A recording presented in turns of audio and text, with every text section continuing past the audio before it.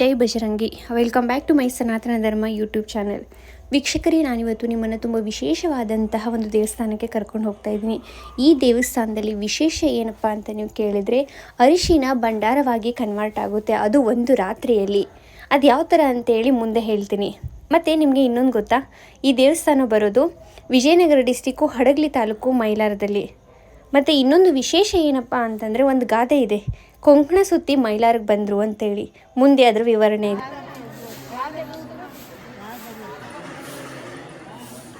ನೋಡಿ ವೀಕ್ಷಕರೇ, ಇಲ್ಲಿ ಇದಾವಲ್ಲ ಕಲ್ಲುಗಳು, ಅವ್ರನ್ನ ಹರಕೆ ಅಂದರೆ ಮನಸ್ಸಲ್ಲಿ ಅಂದ್ಕೊಂಡ್ಬಿಟ್ಟು ಇದನ್ನು ಕಲ್ಲು ಎತ್ತೋದು.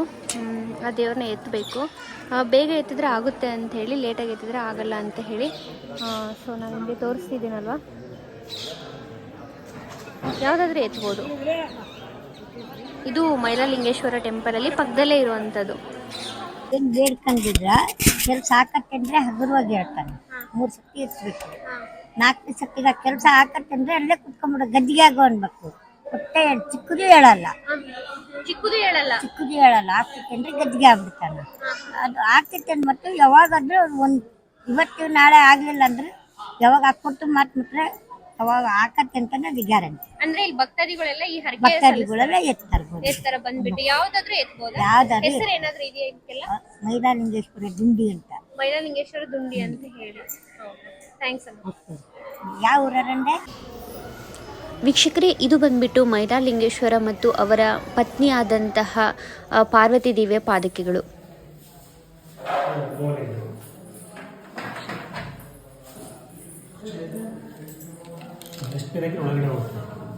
ಅದು ಉದ್ಭವ ಶಿವಲಿಂಗ. ಶಿವಲಿಂಗ ಮೈಲಾರಲಿಂಗ ಅಂದರೆ ಇದಕ್ಕೆ ಅನ್ನೋದು. ಉದ್ಭವಲಿಂಗ ಕಪಿಲ ಮಹಾಮುನಿಗಳಿಗೆ. ವೀಕ್ಷಕರೇ, ಈ ಅಡೆತಡೆಗೆ ಕ್ಷಮೆ ಇರಲಿ, ಅದು ನಮ್ಮದು ವಾಯ್ಸ್ ರೆಕಾರ್ಡ್ ಆಗಿಲ್ಲ. ಸೊ ಹಾಗಾಗಿ ನಾನು ಬ್ಯಾಕ್ ಓವರ್ ವಾಯ್ಸ್ ಕೊಡಬೇಕಾಗಿರೋ ಸಂದರ್ಭ ಬಂದಿದೆ. ಬ್ಯಾಕ್ ಓವರಲ್ಲಿ ನಾನು ನಿಮಗೆ ಕ್ಲಿಯರಾಗಿ ಹೇಳ್ತೀನಿ. ಸೊ ಇದು ಮೈಲಾರಲಿಂಗೇಶ್ವರನ ಉದ್ಭವ ಮೂರ್ತಿ.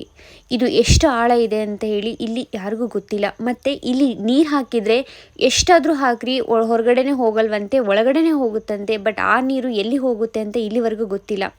ಸೊ ಉದ್ಭವ ಮೂರ್ತಿಯಕ್ಕಿಂತ ಮೊದಲು ಅಲ್ಲಿ ಹುತ್ತ ಬೆಳೆದಿತ್ತಂತೆ. ಹುತ್ತ ಬೆಳೆದ ತಕ್ಷಣ ಆ ಹುತ್ತದ ಮಣ್ಣಿಂದ ಆ ವೀರಭದ್ರ ಮೇಲಾಗ ಕಾಣಿಸ್ತಿದೆ ಅಲ್ವಾ ಮೈಲಾರಲಿಂಗೇಶ್ವರ, ಅದನ್ನು ಬರೀ ಮಣ್ಣಿನಿಂದ, ಹುತ್ತದ ಮಣ್ಣಿನಿಂದ ತಯಾರಿಸಿದಾರಂತೆ. ಸೊ ಗುರುಗಳು ಅದನ್ನೇ ನಮಗೆ ಹೇಳ್ತಾ ಇರೋದು. ಸೊ ವಾಯ್ಸ್ ರೆಕಾರ್ಡ್ ಆಗದೆ ಇರೋ ಕಾರಣ ನಾನು ಬ್ಯಾಕ್ ವಾಯ್ಸ್ ಕೊಡೋ ಸಂದರ್ಭ ಬಂದಿದೆ.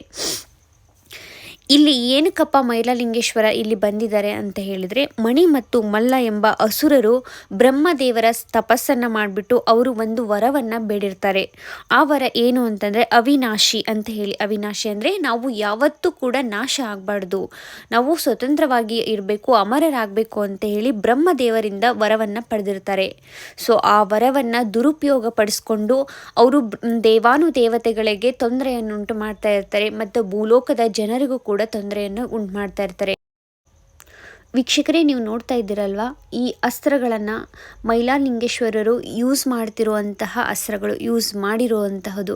ಗುರುಗಳು ಅದನ್ನೇ ಹೇಳ್ತಾ ಇರೋದು ನಮಗೆ. ಸೊ ಅದನ್ನು ನಾವು ಪೂಜೆಗೆ ತೊಗೊಂಡು ಹೋಗಿ ಅಂದರೆ ಅಲ್ಲಿ ಜಾತ್ರೆ ಆಗುತ್ತಲ್ಲ, ಆ ಸಂದರ್ಭದಲ್ಲಿ ಅವನ್ನ ಆಚೆ ಕಡೆ ತೊಗೊಂಡೋಗಿ ಪೂಜೆ ಪುನಸ್ಕಾರಗಳನ್ನು ಮಾಡಿ ಅವ್ರಿಗೆ ಏನು ಬೇಕೋ ಆ ಥರ ನೇಮಾದಿಗಳು ಇರ್ತಾವಲ್ಲ, ಸೊ ಅವ್ರಿಗೆಲ್ಲ ಆ ಥರ ಸಂಪ್ರದಾಯವನ್ನು ಮಾಡಿಬಿಟ್ಟು ಅಗೇನ್ ಮತ್ತೆ ತೊಗೊಂಬಂದು ದೇವ್ರ ಪಕ್ಕ ಇಡ್ತೀವಿ ಅಂತ ಅವರು ಕೂಡ ಹೇಳ್ತಾ ಇದ್ದಾರೆ ನಮಗೆ.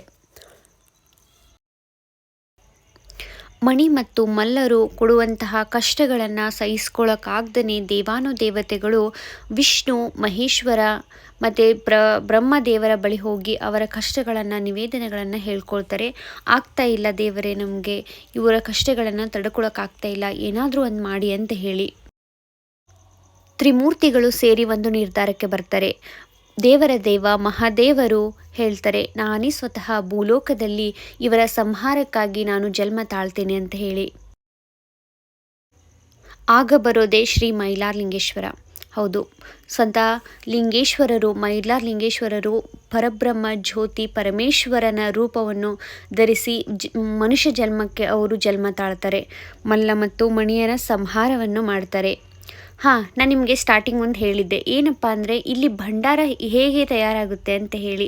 ಸೊ ಅದ್ರ ಬಗ್ಗೆ ನಾನು ನಿಮ್ಗೆ ಹೇಳ್ತೀನಿ. ಭಂಡಾರ ಹೇಗೆ ಪ್ರಿಪೇರ್ ಆಗುತ್ತೆ ಅಂದರೆ, ಅರಿಶಿಣವನ್ನು ದೇವರಿಗೆ ಅಭಿಷೇಕ ಮಾಡ್ತಾರೆ ರಾತ್ರಿ ಹೊತ್ತು. ಇಲ್ಲಿ ತೋರಿಸಿದ್ನಲ್ಲ ಉದ್ಭವ ಮೂರ್ತಿ ಅಂತ ಹೇಳಿ, ಅಲ್ಲಿ ಅರಿಶಿಣವನ್ನು ತೊಗೊಂಬಂದು ಆ ಉದ್ಭವ ಮೂರ್ತಿ ಒಳಗಡೆ ಹಾಕ್ತಾರಂತೆ. ಅದನ್ನು ಒಂದು ದಿನ ಫುಲ್ ರಾತ್ರಿ ದೇವರ ಮುಂದೆ ಆ ಥರ ಬಿಟ್ಬಿಟ್ಟು ತಿರ್ಗಾ ಬೆಳಗ್ಗೆ ಬಂದು ಆ ಭಂಡಾರವನ್ನು ಅರಿಶಿಣವನ್ನು ತೆಗೆದುಕೊಂಡಾಗ ಅದು ಭಂಡಾರವಾಗಿ ರೂಪಾಂತರವಾಗಿರುತ್ತಂತೆ. ವೀಕ್ಷಕರೇ, ಇವಾಗ ನೀವು ನೋಡ್ತಾ ಇದ್ದೀರಲ್ಲ, ಇದು ಬಂದ್ಬಿಟ್ಟು ಉತ್ಸವ ಮೂರ್ತಿ. ಗರ್ಭಗುಡಿಯಲ್ಲಿರುವಂತಹ ಮೂರ್ತಿಯನ್ನು ಅವರು ಆಚೆ ಕಡೆ ತರೋದಿಲ್ವಂತೆ. ಸೊ ಇದು ಉತ್ಸವ ಮೂರ್ತಿ ಇದು ಆಗಿರೋದ್ರಿಂದ ಪಲ್ಲಕ್ಕಿಯಲ್ಲಿಟ್ಟು ಉತ್ಸವ ಮಾಡ್ತೀನಿ ಅಂತ ಹೇಳ್ತಾ ಇದ್ದಾರೆ. ಪಾರ್ವತನೇ ಗಂಗಮ್ಮಳಮ್ಮನಾಗಿ ಇಲ್ಲಿ ಎಲ್ಲ ಭಕ್ತರಿಗೆ ದರ್ಶನ ಕೊಡ್ತಾರೆ. ಆಕಿನ ಮಹಾರಾಣಿ ವೇಷದಲ್ಲಿ ಬರ್ತಾಳೆ. ಹೆಗ್ಗಪ್ಪ ವಿಷ್ಣು ಹೆಗ್ಗಪ್ಪನಾಗ್ತಾರೆ, ಚಿಕ್ಕಯ್ಯ ದೊಡ್ಡಯ್ಯ ಅವರು ಷಣ್ಮುಖ ಗಣಪತಿಗಳು ಅವರ ಅವತಾರ. ಮತ್ತೊಂದು ಗಂಗಮ್ಮಳಮ್ಮನ ಅವತಾರ ಅಂತಂದರೆ ಪಾರ್ವತಿಯ ಮತ್ತೊಂದು ಅವತಾರ ಅಂದರೆ ಘೃತ ಅಂದರೆ ತುಪ್ಪದ ಮಾಳಮ್ಮ ಅಂತ. ಸಂಸ್ಕೃತದಲ್ಲಿ ಘೃತ ಅಂದರೆ ತುಪ್ಪ. ಆವೇಶವಾಗಿ ಭಾಳ ಶಕ್ತಿಭರಿತವಾಗಿರ್ತಕ್ಕಂಥ ಒಂದು ಉಗ್ರ ರೂಪ ತಾಳಿದಾಗ ಆ ತುಪ್ಪವನ್ನು ಹಾಕಿಬಿಟ್ಟಾಗ ಎರಡು ತಕ್ಷಣ ಶಾಂತಿ ಬರುತ್ತೆ. ತುಪ್ಪದ ಮಾಳಮ್ಮ ಅಂತ. ವೀಕ್ಷಕರೇ, ಇಲ್ಲಿ ನೋಡ್ತಿದ್ದೀರಲ್ವಾ, ಇದು ಪಲ್ಲಂಗ ಅಂದರೆ ಮಂಚ ಇದೆ. ಏನಕ್ಕಪ್ಪ ಇಲ್ಲಿ ಮಂಚ ಇಟ್ಟಿದ್ದಾರೆ ದೇವಸ್ಥಾನದಲ್ಲಿ ಅಂತ ನಾವು ಕೂಡ ಕೇಳಿದ್ವಿ. ಆವಾಗ ಹೇಳಿದರು, ನಾವೇನು ಇಲ್ಲ, ಅಲ್ಲಿ ಬಂದುಬಿಟ್ಟು ಮೈಲಾರ ಲಿಂಗೇಶ್ವರನ ಮೂರ್ತಿ ಏನಿದೆ ಅದನ್ನು ತೊಗೊಂಬಂದು ಇಲ್ಲಿಡ್ತಾರಂತೆ. ಅಲ್ಲಿ ಪಕ್ಕದಲ್ಲಿ ಗಂಗಮಾಳವ ಅಂತಂದರೆ ಮೈಲಾರ ಲಿಂಗೇಶ್ವರನ ಪತ್ನಿ ಪಾರ್ವತಿ ದೇವಿಯ ಸ್ವರೂಪವಾದಂತಹ ಗಂಗಮಾಳ ದೇವಿನ ಮೂರ್ತಿ ಕೂಡ ಇಲ್ಲಿ ಇಟ್ಟಿರ್ತಾರಂತೆ. ಅವರು ರಾತ್ರಿ ಹೊತ್ತು ಸಂಭಾಷಣೆ ಮಾಡ್ತಾರೆ, ಅವರು ಮಾತುಕತೆ ಮಾಡ್ತಾರೆ. ಸೊ ಆದ ಕಾರಣ ನಾವು ಇಲ್ಲಿ 2 ಉತ್ಸವ ಮೂರ್ತಿಗಳನ್ನು ತೊಗೊಂಬಂದಿರ್ತೀವಿ. ತಿರ್ಗಾ ಮಾರ್ನಿಂಗ್ ಅಂದರೆ ಬೆಳಗ್ಗೆ ಮುಂಜಾನೆ ಯಥಾಸ್ಥಿತಿ ಯಾವ ಥರ ಡಿವೈಡ್ ಆಗಬೇಕು, ಸೊ ಆ ಥರ ಅಲ್ಲಿ ಪೂಜೆ ಅಲ್ಲಿ ನಡೆಯುತ್ತೆ, ಇಲ್ಲಿ ಪೂಜೆ ಇಲ್ಲಿ ಇವ್ರಿಗೆ ನಡೆಯುತ್ತೆ ಅಂತ ಹೇಳ್ತಾರೆ. ಇದು ಬಂದ್ಬಿಟ್ಟು ಶ್ರೀ ಗಂಗಮಾಳವನ ದೇವಸ್ಥಾನ.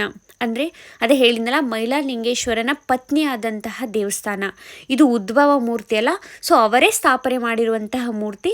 ಏನಕ್ಕೆ ಇಲ್ಲಿ ಸ್ಥಾಪನೆ ಮಾಡಿದ್ದೀರಾ ಅಂತ ನಾವು ಕೇಳಿದಾಗ ಅವರು ಹೇಳ್ತಾರೆ, ಪಾರ್ವತಿ ದೇವಿ ಪರಮೇಶ್ವರನ ಬಿಟ್ಟು ಇರೋದಿಲ್ಲ. ಸೊ ಅಂದರೆ ಗಂಗಮಾಳವ ಮೈಲಾರ ಲಿಂಗಪ್ಪನ ಬಿಟ್ಟು ಇರೋದಿಲ್ಲ. ಸೊ ಹಾಗಾಗಿ ನಾವೇ ಇದನ್ನು ಪ್ರತಿಷ್ಠಾಪನೆ ಮಾಡಿರೋದು ಅಂತ ಹೇಳ್ತಾರೆ.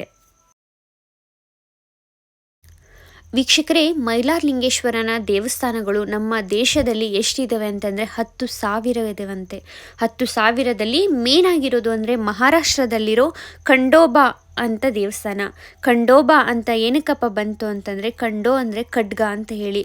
ಮೈಲಾರ ಲಿಂಗೇಶ್ವರ ಬರಬೇಕಾದ್ರೆ ಖಡ್ಗವನ್ನು ತೊಗೊಂಬರ್ತಾರಂತೆ. ಸೊ ಆದ ಕಾರಣ ಅವ್ರಿಗೆ ಖಂಡೋ ಅಂತ ಹೇಳಿ, ಬಾ ಅಂದರೆ ತಂದೆ.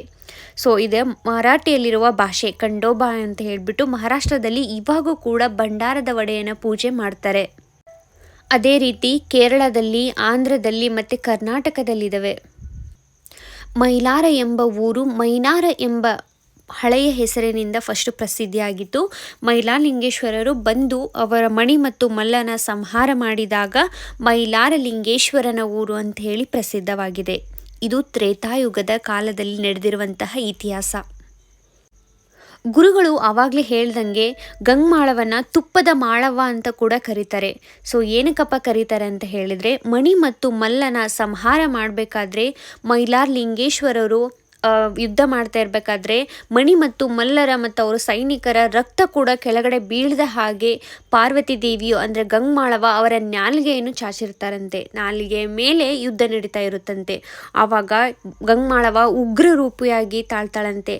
ಆ ಉಗ್ರ ರೂಪಿಯನ್ನು ತಣ್ಣು ಮಾಡೋದಕ್ಕೆ ಅಂದರೆ ಶಾಂತ ಮಾಡೋದಕ್ಕೆ ಅವಳಿಗೆ ತುಪ್ಪವನ್ನು ಅಭಿಷೇಕ ಮಾಡ್ತಾರಂತೆ. ಅಂದಿನಿಂದ ಇಂದಿನವರೆಗೂ ತುಪ್ಪದ ಮಾಳವ ಮತ್ತು ಗಂಗಮಾಳವ ಅಂತ ಹೆಸರಿದೆ ಅಂತ ಹೇಳ್ತಾರೆ.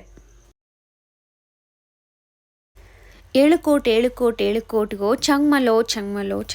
ಸೊ ಇದನ್ನು ಏನಕ್ಕೆ ಅಂತಾರೆ ಅಂತ ನಾವು ಗುರುಗಳನ್ನು ಕೇಳಿದಾಗ ಅವರು ಹೇಳೋದು ನಮಗೆ, ತಿರುಪತಿ ತಿಮ್ಮಪ್ಪಗೂ ಮತ್ತು ಮೈಲಾರ ಲಿಂಗೇಶ್ವರಕ್ಕೂ ಒಂದು ಪಗಡೆ ಆಟ ನಡೆಯುತ್ತಂತೆ. ಸೊ ಆವಾಗ ಮೈಲಾರ ಲಿಂಗೇಶ್ವರರು ತಿರುಪತಿ ಹತ್ರ 7 ಕೋಟಿ ಸಾಲವನ್ನು ತೆಗೆದುಕೊಂಡಿರ್ತಾರಂತೆ. ತಿರುಪತಿ ತಿಮ್ಮಪ್ಪ ಮೈಲಾರ ಲಿಂಗೇಶ್ವರಿಗೆ ರಿಟರ್ನ್ ಕೊಡು ನನಗೆ 7 ಕೋಟಿ ಅಂತ ಕೇಳಿದಾಗ ಮೈಲಾರ ಲಿಂಗೇಶ್ವರ ಹೇಳ್ತಾರಂತೆ, ನನ್ನ ಸನ್ನಿಧಿಗೆ 7 ಕೋಟಿ ಯಾವಾಗ ಹಣ ಸಂಗ್ರಹವಾಗುತ್ತೆ ಆವಾಗ ನಾನು ನಿಮಗೆ ಕೊಡ್ತೀನಿ ಅಂತ ಹೇಳಿ. ಆದರೆ ಈ ದೇವಸ್ಥಾನದ ಆದಾಯ ವರ್ಷಕ್ಕೆ 5 ಕೋಟಿ ಅಂತ ಹೇಳ್ತಾರೆ ನಮ್ಮ ಗುರುಗಳು. ಕೊಂಕಣ ಸುತ್ತಿ ಮೈಲಾರಕ್ಕೆ ಬಂದರು ಅಂತ ಹೇಳಿ ಒಂದು ಪ್ರತೀತಿಯಾದಂತಹ ಮಾತಿದೆ. ಅದು ಏನಕ್ಕಪ್ಪ ಅಂತಂದರೆ, ತುಂಗಭದ್ರಾ ನದಿಯು ಊರಿನ ಮೈಲಾರ ಲಿಂಗೇಶ್ವರ ಊರಿನ ಸುತ್ತಮುತ್ತಲೂ ಕೂಡ ಆವರಿಸಿದೆ. ಆ ಸುತ್ತಮುತ್ತಲ ಆವರಿಸಿರೋಂತಹ ತುಂಗಭದ್ರೆ ನದಿಯನ್ನು ದಾಟಿ ಬರಬೇಕಾದ್ರೆ ಆ ಮಾತು ಹೇಳ್ತಾರಂತೆ, ಕೊಂಕಣ ಸುತ್ತಿ ಮೈಲಾರಕ್ಕೆ ಬಂದಂಗಾಯಿತು ಅಂತೇಳಿ. ಈ ದೇವಸ್ಥಾನದಲ್ಲಿ ವಿಶೇಷ ಏನಪ್ಪ ಅಂತಂದರೆ ಇಲ್ಲಿ ಕಾರ್ಣಿಕ ಅಂತ ನಡೆಯುತ್ತೆ. ಗೊರವಜ್ಜರು ಕಾರ್ಣಿಕವನ್ನು ಹೇಗೆ ಹೇಳ್ತಾರೆ ಅಂತಂದರೆ, ಒಂದು ಧ್ವಜಸ್ತಂಭ ಇರುತ್ತೆ, ಆ ಧ್ವಜಸ್ತಂಭದ ಮೇಲೆ ಹತ್ಬಿಟ್ಟು ದೇವರ ನುಡಿಸ್ತಾನಂತೆ ಅವರ ಬಾಯಲ್ಲಿ. ಕಾರ್ಣಿಕವನ್ನು ಆ ದೇವರ ನುಡಿಸಿದಂತೆ ಅವರು ನುಡಿತಾರಂತೆ. ಅದೇ 100% ಆಗುತ್ತೆ, ಅದೇ ಕಾಲಜ್ಞಾನ ಅಂತ ಹೇಳ್ತಾರೆ ಗುರುಗಳು. ಅಂದಿನಿಂದ ಇಂದಿನವರೆಗೂ ಆ ವಾಕ್ಯ ಸುಳ್ಳಾಗಲಾರದು ಅಂತ ಹೇಳ್ತಾರೆ ಇಲ್ಲಿನ ಗುರುಗಳು.